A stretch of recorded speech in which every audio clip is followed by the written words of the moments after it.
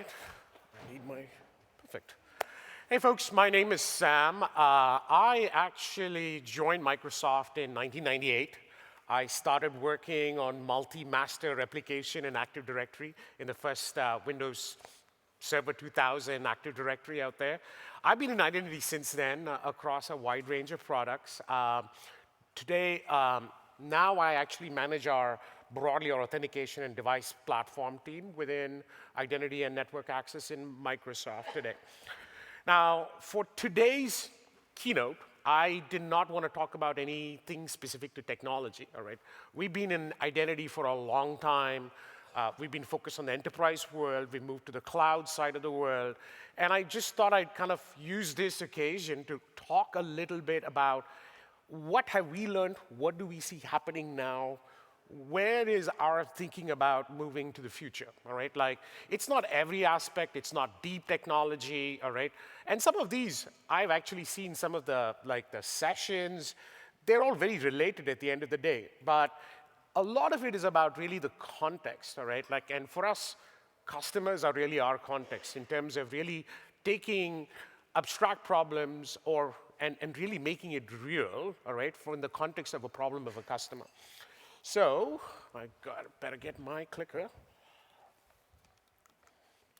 So, I wanted to take our first viewpoint to say, hey, what have we really learned a little bit in the past, all right? And some of this is pretty obvious, all right? Like, this has been the reality for the last decade or so. But I wanted to kind of like point out a couple of things that really kind of make sense, all right?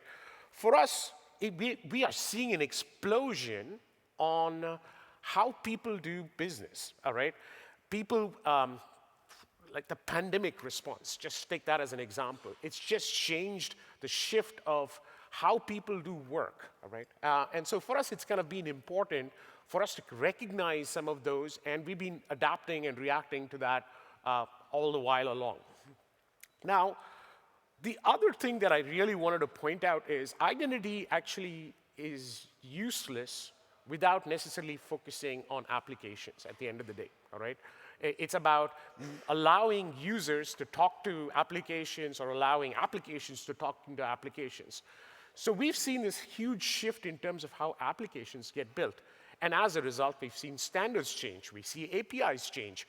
We see vendors bringing API frameworks as well into an application environment. And our job is really to, hey, how do we evolve with how applications are built in the environment, and how do we go and secure them so that users and applications can securely access these?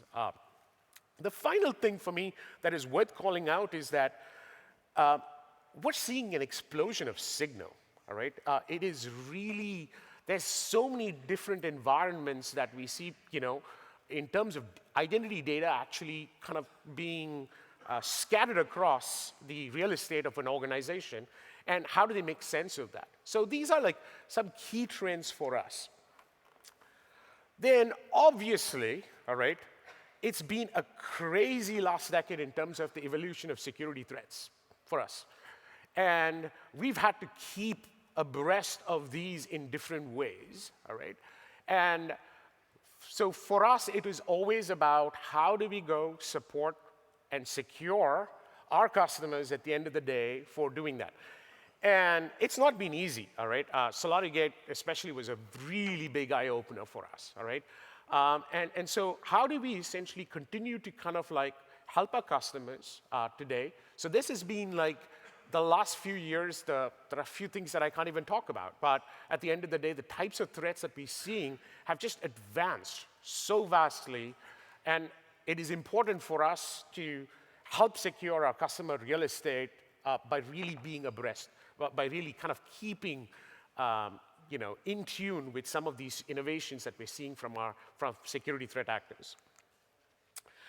Now, a few things for us is really that I think it's also worth calling out that we are also seeing a huge difference in terms of how we think about, we use the term workload identities, all right? We're getting more and more where applications are really becoming more microservice architectures deployed in clusters, in different types of environments, and they all require communication, and secure communication as well. So this is another key change that we are seeing, and we've been evolving to that. The second is that while the network perimeter is devolving in some ways, especially with the pandemic response, all right, still network access security is important, all right? We continue to see that, and we have to kind of make sure both identity and network access solutions work well hand in hand.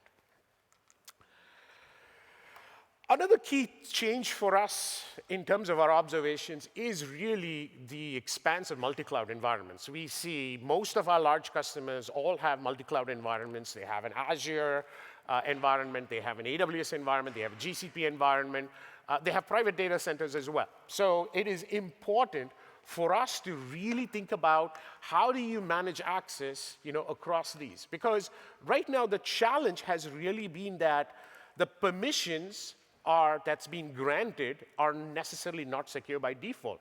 And as a result, we see certain types of threats associated with that and being exploited as well in certain cases.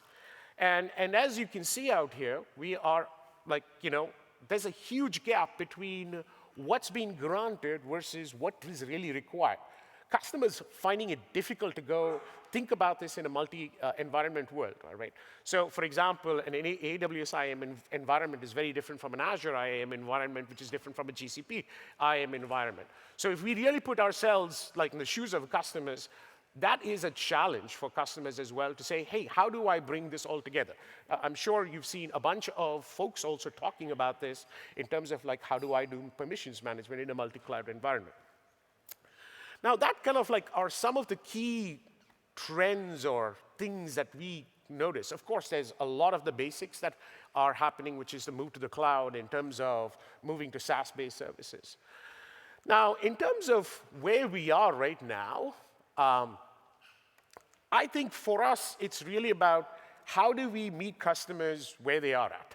And not every customer is the same. Yes, we try to provide prescriptive guidance as best as possible based on our knowledge of customers and kind of help out.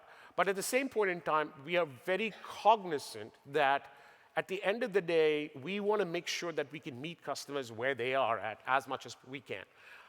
To do that, for us is, I'm sure you've heard this terminology a lot in this session, all right? We call it Trust Fabric for us. I'm sure I heard the terminology Identity Fabric. But it's really about trust for us, because at the end of the day, the heart of what we do is connecting users and applications to resources. And we have to do that in a secure way. We have to do that in a seamless way, especially for our end users, all right? And we have to find ways to connect all of these seamlessly through standards. So we always use this as our construct in terms of how we think about building the next generation of solutions. What are we telling our customers to actually go do? Now, a heart of what my apologies, I do have a little bit of a sore throat, but a heart of how we think about this is really our notion of zero trust approach, all right? And a crucial part of this is that it's a constant evaluation and a remediation experience, all right? And you want to do this in as much of a self-service manner as possible so that that is compliant for whatever an organization needs. So that's the function of what we do. Now, one of the nice things about working for Microsoft is that we have a lot of these pieces that we can connect together to provide a better integrated solution. But the concept still is the same, all right? At the end of the day, you still need a great endpoint management solution. You need a great risk detection solution. You need a great IAM solution. All of these have to interact well for you to actually have the right secure experience that you're kind of really looking for. Now, the other kind of key thing is that clearly for us, specifically at Microsoft, the last decade has been and continues in which as customers are moving to the cloud, all right, they're adopting more and more of cloud-centric IAM. By the way, it is more and more. It's not fully at cloud-centric IAM yet, all right? Most of our organizations are getting more, that we work with, are getting more into a hybrid world of having a cloud-centric IAM solution along with their existing IAM solution that they have today. Now, one of the key things in terms of the drivers for them has really been security, because one of my Twitter handle is actually Mr. ADFS, all right? I drive IDFS. But at this point in time, I'm asking our customers to say, hey, move away, because the cloud security is a way better model for us to protect you rather than you relying entirely on your own infrastructure to go do that, especially at scale. So security has really been the key kind of driver that we are seeing more of our customers take a more cloud-centric approach. Of course, it enhances productivity as well, right?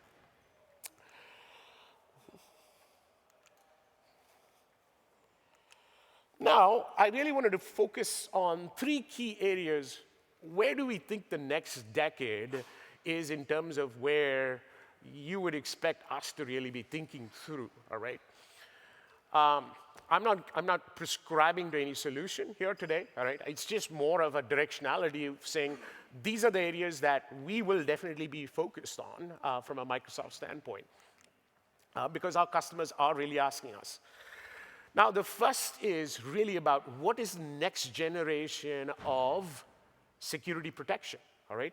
How can we use AI to impact, all right, and keep abreast of security threats that we constantly see evolving, right? This is a huge area because the attacks are getting more and more advanced, and we have to be in real time or near real time in terms of our ability to detect.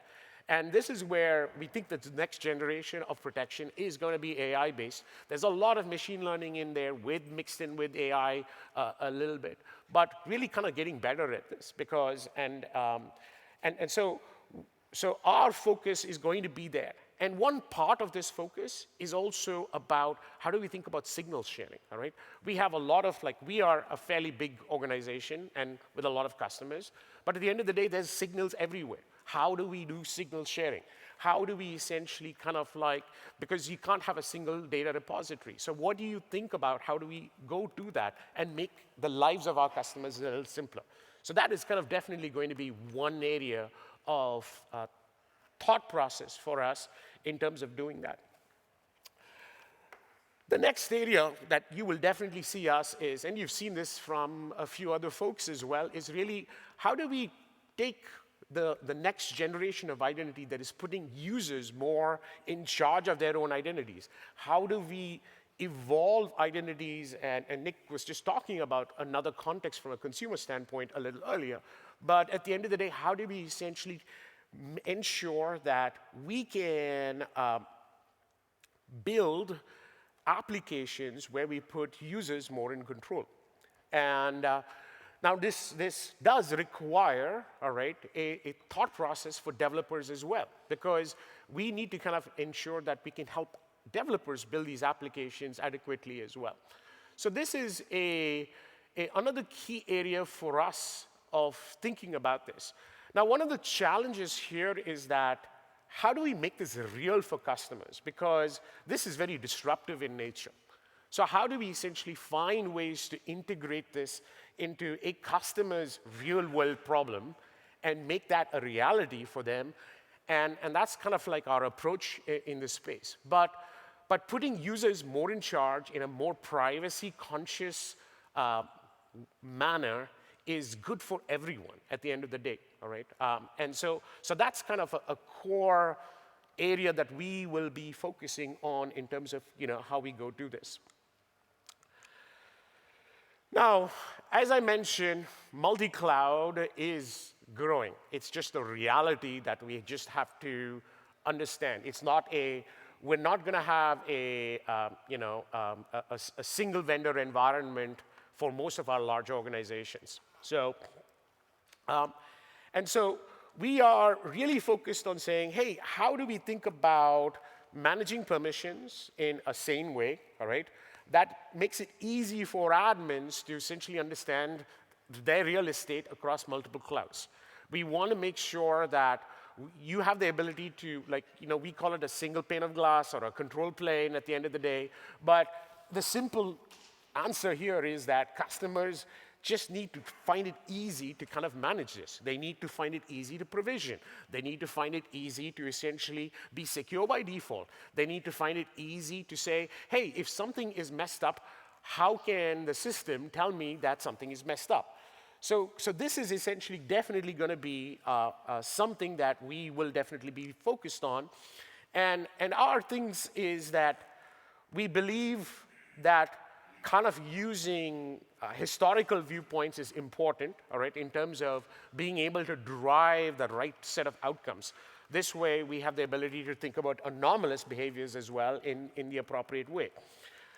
And of course, clearly, just in time, all right, like we think it's more than just for privileged identity management, all right? We think it is just-in-time access for pretty much as much areas that we have as possible, as long as we can do it in a self-service manner. And finally, it's really about the monitoring angle that I talked about, because permissions are constantly going to change. There are things that are going to change there, but you as an organization really want to kind of be able to use this, how do I say, detect things very quickly, adapt things, even automate the ability for you to kind of fix your configuration management.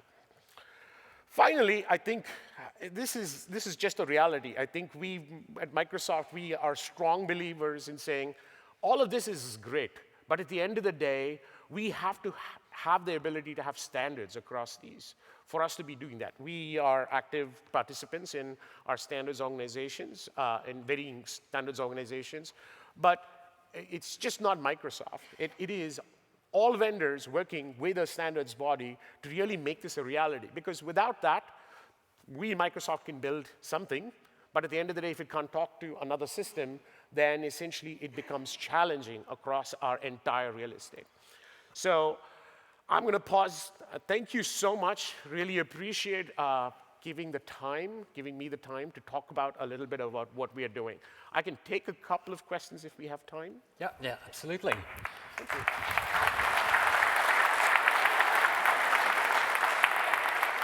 Thanks very much indeed. And don't forget to the audience here in Berlin and to all of those who are joining us online, you can submit your questions to our speakers via the app, and that's where you can make your participation more meaningful. First one we have here is, what is the most important lesson about identity from the past decade that we need to learn from and apply today and into the rest of the 21st century? There's like 100 things that I probably could talk about. But I think for us, the reality is that cloud-driven security is better than on-premises security at this point in time. So if at all, that's one message that I would say, hey, we've learned this from multiple security incidents at this point in time. That's what I would convey. Oh, that's very interesting, because I mean, I think still people are, well, cloud security, never the twain shall mix, and people are still a bit reluctant. Okay, so the next question here is, when it comes to building trust, and just as importantly, retaining trust, what are the most important things organizations should keep in mind in terms of best practices? I think some of this is really the basics, all right? At the end of the day, technology offers a set of choices, all right? But a good governance capability or process management capability is required for you to essentially establish the right level of trust in that end users have with technology, people have with technology at the end of the day. So I think it is really about like the right governance process. Because this is quite interesting. Over the past couple of days, I've been hearing this back to the basics and so on, and we also heard the idea that governance is now, in a way, becoming a liability itself. So how do you make sure that the governance itself doesn't get in the way? Like I mentioned in one of my last slides, all right, which is the challenge here is that we don't make it easy, all right, for people to consume it at the end of the day. And the more we work towards, in a standards-oriented way, to make it easy for people to consume, make it easy for people to detect anomalies, make it easy for auto-fix anomalies, all right, is what we need. But you still need a process, initial process to essentially drive that. And this is what we always ask our customers to kind of think in terms of, hey, understand what your plan is here in terms of your requirements. That's great. Thanks very much. Let's hear it again for Samuel Devasahayam. Thank you.